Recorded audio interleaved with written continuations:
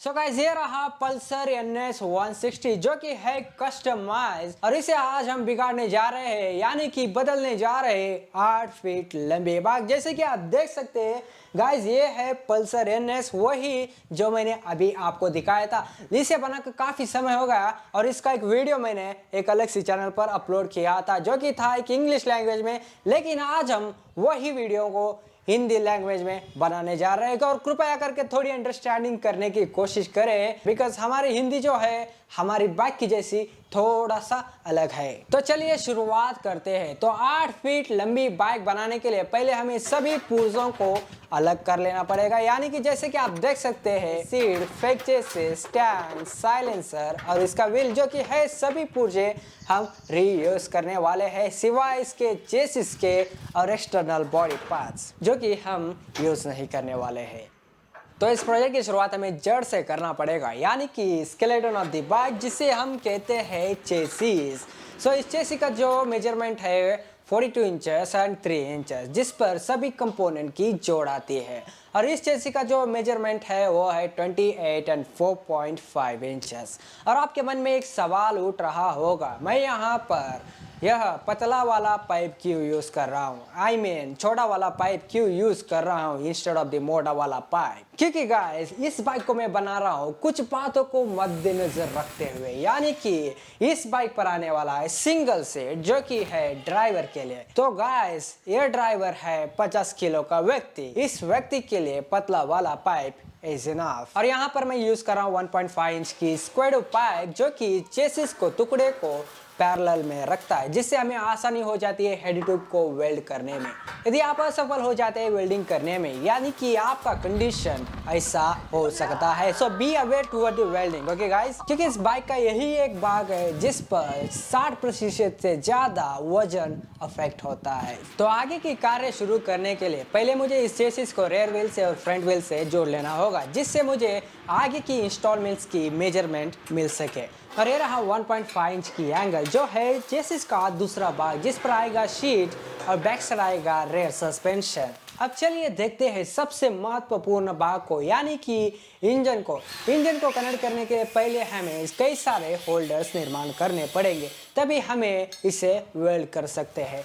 इसके बाद में हमें पता चलेगा कितना डिस्टेंस रखना है इंजन टू दी टंकी को बेस बनाने के लिए मेजरमेंट की आवश्यकता है। बिना इंजन फिक्स किए टंकी को फिक्स नहीं कर सकते। तो आप देख सकते हैं बेस तो निर्माण हो गए, अब हमें इस पर छेद मारने पड़ेंगे। सो आफ्टर ऑल इस प्रोजेक्ट पर कई दिन बिताने के बाद आप देख सकते हैं इसका जो ग्राउंड क्लियरेंस है जो हो गया है 11 इंचेस। मैं चाहता था कि यह अराउंड 6 इंच के आसपास हो, लेकिन अब हमें इस पूरी बाइक को रिकंस्ट्रक्ट करना पड़ेगा।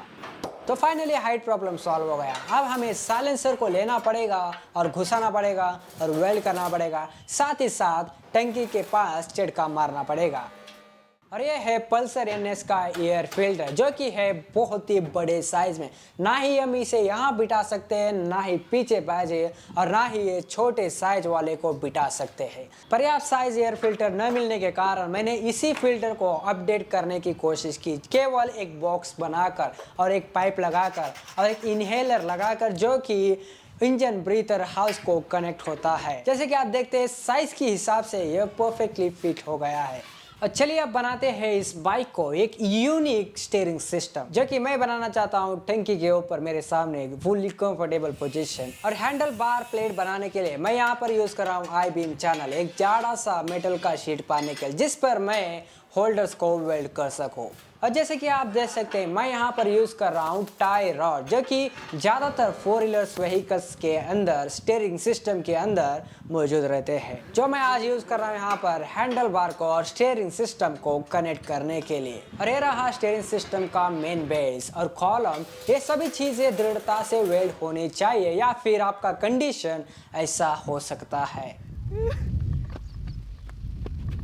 गाइस ये रहा ड्रम ब्रेक सिस्टम, शायद आपने कई आम बाइकों में देखा होगा। इसी टेक्नोलॉजी को आज हम यहाँ पर यूज़ करने वाले हैं। मैं यहाँ यूज़ करने वाला हूँ अपने ब्रेक पेडल को और मास्टर सिलेंडर को कनेक्ट करने के लिए इन चीपेस्ट प्राइस, या फिर मुझे 3-4 हज़ार रुपये खर्च करने पड़ेंगे एक लॉन्ग हॉस लाइन पाइप को खरीद लेने के लिए। So guys in cheapest price this is one of the best way to create this, to make this project successful. और अब समय आ गया है इस बाइक को बाहर ले जाने के लिए, यानी कि टेस्टिंग के लिए। लेकिन पहले हमें यहाँ पर चेन लगाने पड़ेंगे। जैसे कि आप देख सकते हैं मैं यहाँ पर 2 मोटरसाइकिल के चेन लगा रहा हूँ जो कि लूज हो गया है।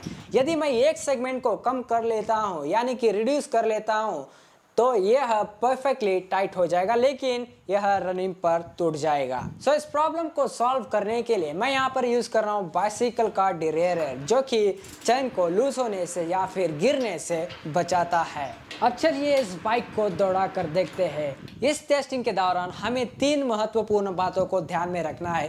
पहले तो हमें ग्राउंड क्लियरेंस चेक करना है, और बाद में सस्पेंशन आर वर्किंग गुड और नॉट, और बाद में नंबर 3 जो है हमारा न्यू स्टीयरिंग सिस्टम, जो कि सही से काम कर रहा है या नहीं। Battery is dead.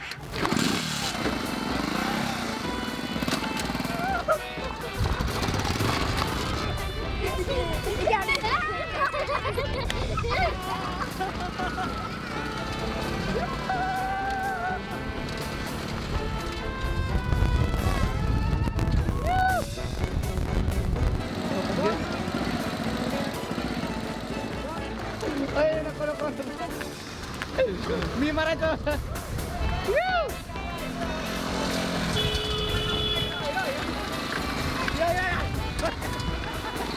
अण्णा भीती वाटते मला को अण्णा तुमचं काय नाही माझं व्हायचं।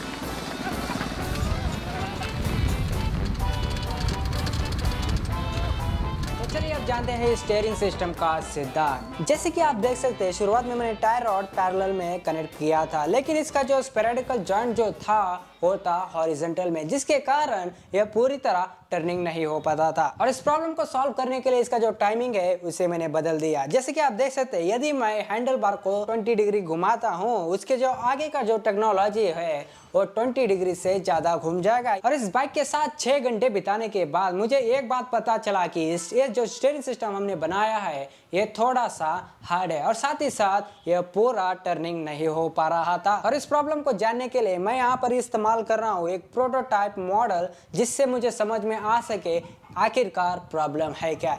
तो जैसे कि आप देख सकते हैं जैसे ही मैंने हैंडल बार को थोड़ा सा घुमाया, इसका जो सेंटर ऑफ पॉइंट है वह भी बदल जाता है, जिस पर लोड आता है, जिससे आगे का टर्निंग रुक जाता है। सो इस प्रॉब्लम को सॉल्व करने के लिए इसका जो हॉरिजॉन्टल स्पेरेडिकल जॉइंट है उसे निकाल कर वर्टिकल में वेल्ड कर देता हूँ, जिससे हमें पूरी तरह टर्निंग मिल सके।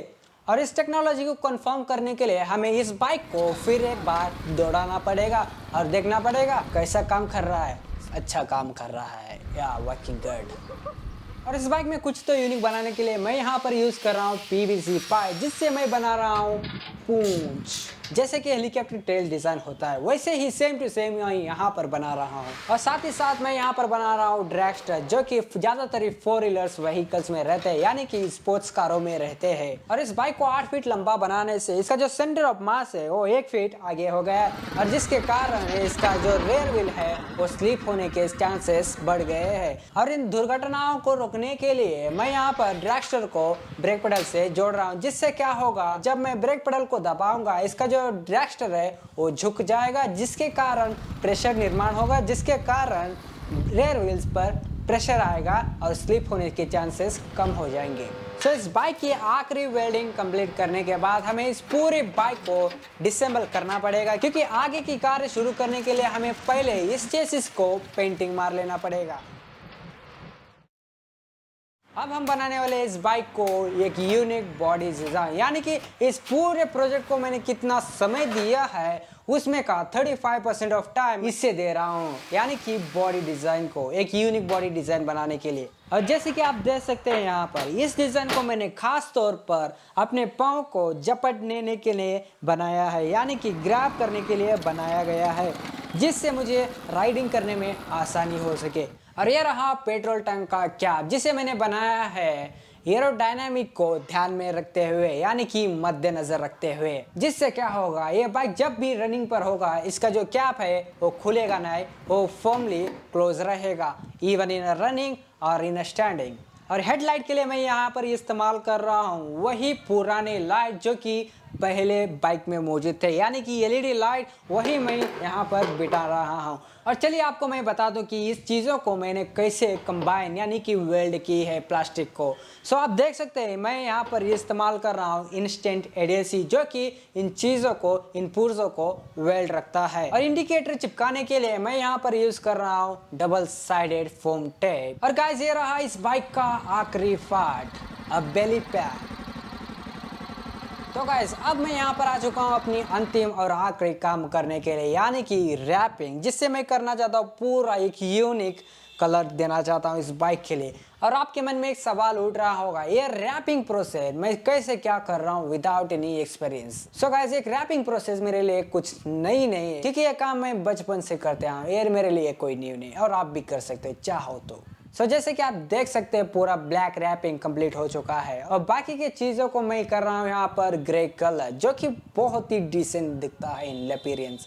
रैपिंग करते करते करते अभी मेरे पास केवल 2 घंटे बचे हैं रात होने के लिए। जैसे कि आप देख सकते हैं कई लोग यहाँ पर आ चुके हैं, और कुछ लोग पूछ रहे हैं भाई ये कौन सा बाइक है, सेकंड सीट कहाँ है, और क्या है एग्जैक्टली, क्या ये उड़ेगा, क्या गिरेगा, क्या चलेगा, क्या भाड़ेगा।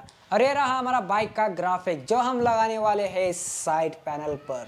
तो आखिरकार हमारा इंतजार का सफर खत्म हो गया गाइस, अब बारी आती है इस बाइक को दौड़ाने का।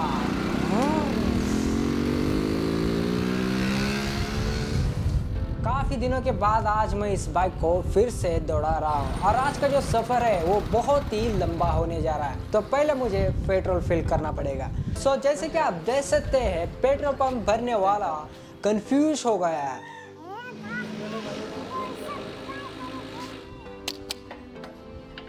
तो चलिए शुरुआत करते हैं।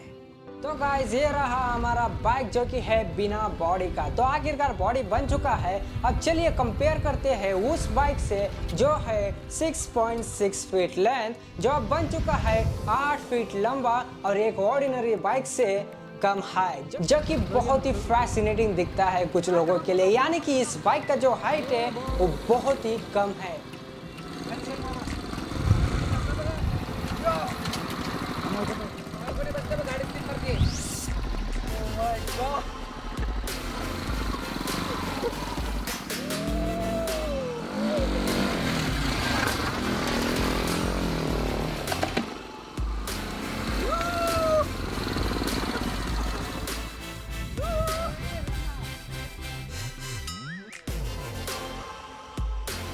मैं इस बाइक को ले जा रहा हूँ एक ऐसी जगह पर जहाँ से ये जिंदा लौटना ना के बराबर है, क्योंकि ये बाइक जो है हमने जो ग्राउंड क्लियरेंस रखा है वो बहुत ही कम है और इस जगह के लिए पर्याप्त नहीं है, लेकिन फिर भी मैं यहाँ पर लेके जाऊँगा और वापस लेके आऊँगा।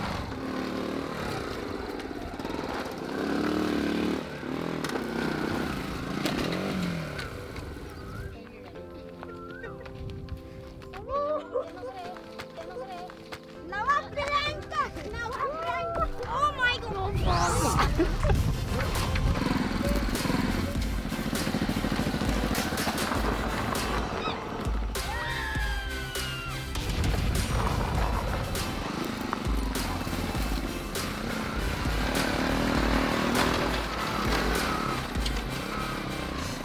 चलिए बात करते हैं मैंने इस प्रोजेक्ट को कैसे 20,000 में कंप्लीट कर दिया। सो जैसे कि आपने देखा इस प्रोजेक्ट में मैंने जो कुछ भी इस्तेमाल किया है वो सभी सेकंड हैंड है, थर्ड हैंड है या फिर फोर्थ हैंड है। I don't know which is hand this, लेकिन मैंने इस्तेमाल किया है जूने यानी कि वेस्ट। चेसिस बनाने के लिए रेक्टेंगल जो पाइप मैंने लिया है वो सीढ़ियों से यानी कि बचे हुए सीढ़ियों से पाथ से, जो कि हमारे पप्पा जी के बिल्डिंग का है।